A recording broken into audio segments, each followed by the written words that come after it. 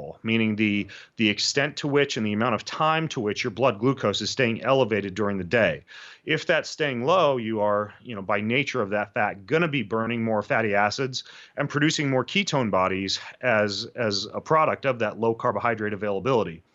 But in addition to that, I even think if you're living in an EMF soup in a high EMF environment, you may even want to consider the use of these supplements like ketone salts and ketone esters to help with those inflammatory pathways. And, while those are not daily dietary staples for me, when I'm doing like a long haul flight or I'm, traveling through LA or New York or some other area where there's a lot more EMF, I actually supplement with liquid ketone esters just to help with that inflammatory pathway. So yeah, magnesium, sirtuins, NAD, and ketones, I would say are the best kind of dietary or nutrient or supplementation steps you can take to help to protect yourself from EMF. All right, so that's a good segue. People hear the word ketones and ketogenic diet. Where are you on the spectrum? Should we all be eating an extremely high-fat diet? Should we always be in ketosis? What say you?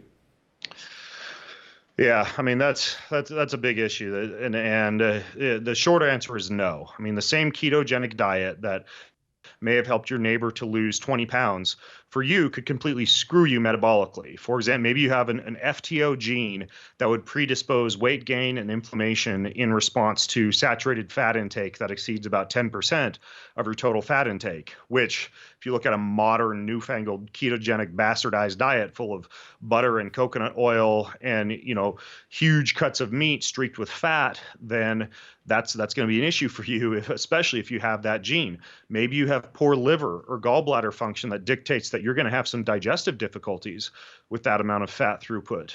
Perhaps you have familial hypercholesteremia, in which case we know that while I am not one of those folks who would say that cholesterol is going to predispose one to heart disease, even LDL cholesterol or cholesterol above 200, it is a factor that, if present, can contribute to heart disease and is an even more concerning factor in those with familial hypercholesteremia. And so, if you have any of these type of factors present, then a ketogenic diet really is not going to be metabolically appropriate for you. Now, when I say a ketogenic diet, what I'm referring to is again, the modern bastardized version of ketosis, which is, put a stick of butter in your tea and coffee and, eat oodles of coconut oil and have tons of saturated fat and meat just drenched in fat.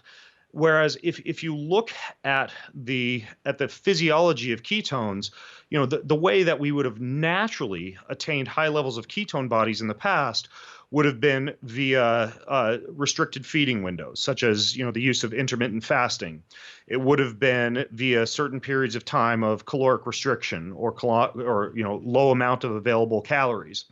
It would have been by a low intake of ultra processed carbohydrates or very concentrated forms of starches and sugars. And it would have been via high amounts of low level physical activity throughout the day. Right. And so you can achieve ketosis via two methods. You can achieve ketosis via, this nutritional scenario where you're just eating coconut oil and butter and fatty meat all day, or you can move around, take 15,000 steps a day, do some intermittent fasting, pay attention to your carbohydrate intake, and try to only eat carbohydrates when you actually need that type of energy available for physical activity. And you'll be burning ketone bodies without actually being on a so-called ketogenic diet. And so if that's your approach to ketosis and that's your definition of ketosis,